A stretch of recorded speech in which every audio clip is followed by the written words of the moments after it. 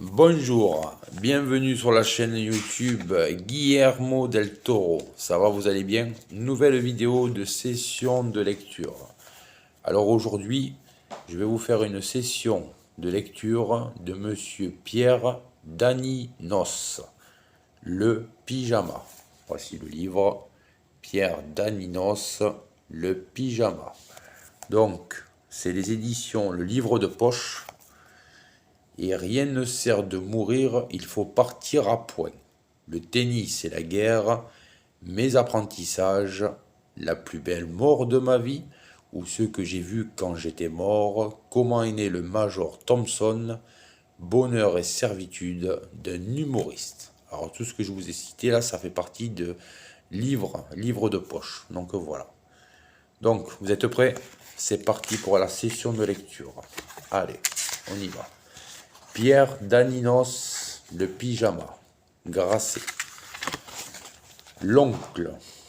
C'est par la petite porte que j'ai fait mon entrée dans le journalisme. Porte d'un service, s'il en est, puisqu'il s'agissait de tennis. Mes chiens écrasés furent des balles aplaties par Tilden, Lacoste, Borotra ou Cochet. Ce n'étaient pas exactement les chiens dont je rêvais. Ah, si quelqu'un pouvait faire un sort à ces chiens écrasés au rituel, il a commencé par faire les chiens écrasés. Mais les légendes ont la vie dure et les chiens écrasés semblent promis à la vie éternelle. À part certaines Vigis, assez heureuses pour annoncer que M. Bongrappin ne répond plus des dettes de sa femme. Un journal signale-t-il jamais l'écrasement d'un chien? Point d'interrogation. Oui, s'il s'agit du corgi de la reine d'Angleterre, mais un chien royal ne quittant les allées de Buckingham Palace que pour monter en Rolls, à peu près de chance d'être écrasé. Cette tournée de commissariat de police, combien l'ont vraiment faite? Je ne connais pas un seul rédacteur en chef, directeur de journal, grand reporter, chroniqueur de talent, qui ait commencé par les chiens écrasés. Ils ont au démarrage donné des idées, apporté un papier, rédigé des échos de petits reportages humbles. Tâche auxquelles on donnera plus tard l'étiquette de chien écrasé. Ça fait plus humble comme le parti de zéro des milliardaires. Tennis et golf, la revue où je débutais, était dirigée par mon oncle qui régnait dans un sombre rez-de-chaussée de la rue Washington en toute autorité. Pour moi qui rêvais de grand journalisme, les comptes rendus techniques de championnat en étaient loin, lorsque sur une plateforme d'autobus, je rencontrai un ami qui me demandait « Qu'est-ce que tu deviens ?» Je sentais bien comme je suis au tennis et au golf, ne faisais pas le même poids quand je suis au Figaro et au Temps. Parfois mon interlocuteur avait un petit sourire indulgent, blessant. L'oncle qui ne voyait le monde que par le bout de la raquette ou par celui de sa lorgnette ne l'entendait pas ainsi. Le tennis pour lui était toute une affaire au sens le plus plein du mot, et quand ayant obtenu au téléphone le directeur des messageries maritimes ou de l'American Express pour un éventuel contrat de publicité qu'il annonçait. Ici Daninos, directeur de tennis et golf. On eût juré qu'il s'agissait de quelque chose comme la Compagnie Générale Transatlantique, dont, entre parenthèses, il avait la publicité. Le jeu était sa vie, le sport était sa loi, et il a fait régner dans son antre de la rue Washington avec une sévérité qui contrastait non seulement avec le thème de la revue, mais avec son âme de dilettante. Car mon oncle, Dada, pour ses intimes, n'avait jamais éprouvé pour le travail, même dans sa jeunesse, un goût immodéré. Sa passion du tennis finit par le faire travailler un peu, sinon beaucoup et toujours passionnément.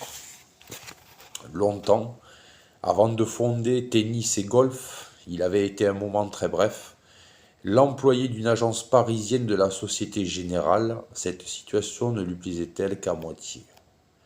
Il ne l'occupait qu'à demi habillé, du moins le samedi. Pour ne pas perdre de temps le samedi matin, il arrivait en pantalon de flanelle blanche et souliers de tennis. À partir de la taille, il était vêtu normalement et comme il avait à se tenir debout, derrière un guichet, la clientèle n'y voyait que du feu. Le directeur de l'agence lui avait en tout autre point de vue. Après avoir fait observer une première fois à Marcel que vis-à-vis du personnel comme des clients de haute stature, cette tenue n'était pas tolérable. Il lui signifia son congé à la prochaine récidive. Elle eut lieu le samedi suivant. C'est pourtant le même homme, parfois dans les mêmes pantalons, qu'il allait dicter à tennis et golf des notes du Premier ministre, fermement décidé, pour ma part, à ne pas modifier d'un iota ma ligne de conduite, et me retenir 5 bons francs de l'époque sur mes 800 balles d'appointement. Si j'avais 5 minutes de retard, lui arrivait vers 10 heures, mais faisait des incursions subites à 9 heures, l'humeur d'autant plus massacrante qu'il s'était astreint à venir plus tôt pour voir si les autres étaient là. 2 secrétaires, l'homme du golf et moi, l'homme du golf, celui qui pendant 40 ans se propulsa appareil photographique en bandoulière à Fontainebleau. Saint-Cloud et autres la bouillie, poursuivre les championnats était un conte authentique et plein d'esprit venu un jour au tennis et golf pour s'abonner, il en ressortit ayant réglé son abonnement avec un engagement à vie comme chroniqueur. Photographe, ce qui économisait des frais de clichés d'agence. À quel point le tennis comptait pour l'oncle, je m'en étais rendu compte longtemps avant mon entrée à la revue. Je crois bien n'avoir été réveillé que 2 fois en pleine nuit, dans ma prime jeunesse. Une fois par ma mère pour l'armistice, une fois par mon oncle pour le tennis.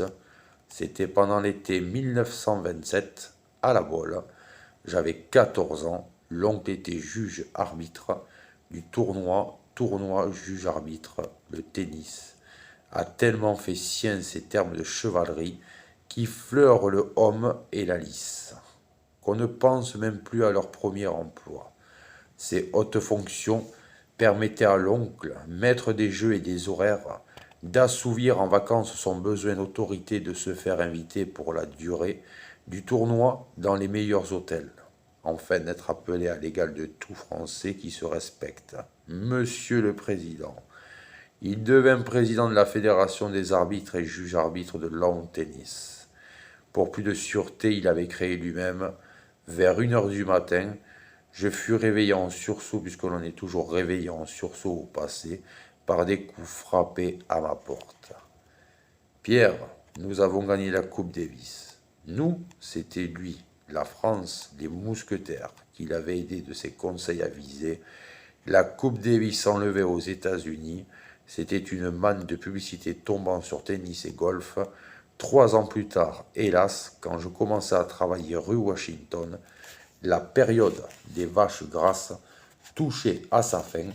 Les contre-coups du crash de Wall Street qui m'avait conduit à gagner ma vie plus tôt que prévu n'épargnaient aucun domaine et les distributeurs de publicité se préoccupaient assez peu du prestige tennistique de la France. Comme se terminaient pour moi les dernières grandes vacances, l'oncle m'écrivit. L'année s'annonce mauvaise. 3 gros contrats branlent en manche. Synergie, Peugeot, le Louvre, et j'en ai des coliques. Je ne pouvais pas me présenter à un plus mauvais moment. Y a-t-il des jeunes gens auxquels on dit « vous tombez à pic » ? On vous attendait. Depuis ma naissance, j'ai toujours entendu dire que le moment était mauvais. Je fus donc astreint par l'oncle à joindre à mes activités de rédacteur, celles beaucoup plus lucratives à ses yeux, de démarcheur de publicité. Or, tennis et golf comptaient 925 abonnés.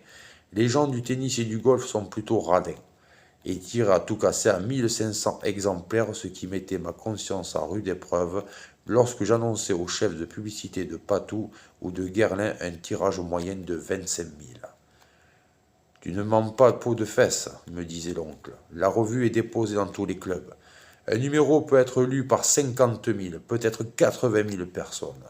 Au lieu de t'entêter à écrire, tu ferais mieux de multiplier les démarches. Non seulement tu ne sais pas pondre un article, mais tu écris dans un tel charabia que je suis obligé de refaire ta copie. Et puis même si j'arrivais un jour, sais-tu qu'on donne à M. Gabriel Anoto de l'Académie française, s'il te plaît, pour une chronique au Figaro, 300 balles, tête de l'art, tu te rends compte? J'ai essayé de démarcher, mais en annonçant 5000 abonnés au lieu de 925, je sentais confusément que ce n'est pas le meilleur moyen d'arriver au sommet littéraire ou grand reportage. Et pour le reste, c'est-à-dire l'essentiel, l'oncle, il avait raison. J'écrivais comme un pied scolaire, c'est pire que pire. Frais et moulu, bachelier de 16 ans, je charrie avec moi toutes les scories de secondaire, avec celles de ses parts, d'autres parts et autres m'ont seulement mais encore. Si l'on ajoute à ces lourdeurs que le style des techniciens du tennis, fournir une remarquable production, négocier un passing shot, être absolument irréprochable dans tous les compartiments de jeu, effectuer judicieux placements. Me fasciner et comprendre très vite pourquoi j'écrivais nettement plus, mais que maintenant encore le jargon sportif ne s'était-il pas enrichi. Beaucoup de tortures aujourd'hui familières. On faisait pas mal de choses en ce temps, mais enfin on ne faisait pas encore seconde en Paris-Roubaix. On ne faisait pas la décision, on aurait pu détonner en disant d'un joueur qu'il avait donné une magnifique prestation. En sabrant ma copie, en l'allégeant, l'oncle m'a pris beaucoup. Il avait une excellente plume et aurait pu aisément en tirer parti en d'autres domaines s'il n'avait eu, en guise de poil dans la main, un formidable plumeau.